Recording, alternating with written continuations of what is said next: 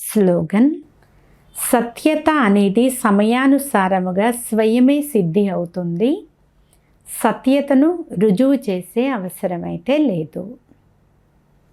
ఈరోజు అవ్యక్త ప్రేరణ: మహాన్గా అయ్యేందుకు మధురత మరియు నమ్రత గుణాలను ధారణ చేయండి. మెజారిటీ పిల్లల ముందు సేవలో ఆటంకము కలిగించే ముఖ్యమైన విషయము నేను ఇది చేశాను, నేను మాత్రమే చెయ్యగలను. ఈ నేను అనే భావన రావడాన్నే జ్ఞానము యొక్క అభిమానము, బుద్ధి యొక్క అభిమానము, సర్వీసు యొక్క అభిమానము అని అంటారు.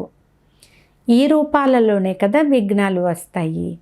ఈ విధమైన విఘ్నాలను సమాప్తం చేసేందుకు సదా నేను నిమిత్తము అనే ఈ ఒక్క పాయింట్ను గుర్తుంచుకోవాలి. నిమిత్తముగా అయితేనే నిరాకారి, నిరహంకారి మరియు నమ్రచిత్తులుగా నిస్సంకల్ప అవస్థలో ఉండగలుగుతారు. ఈ ధారణలే వాయుమండలాన్ని నిర్విఘ్నంగా చేస్తాయి. అచ్చా. ఓం శాంతి.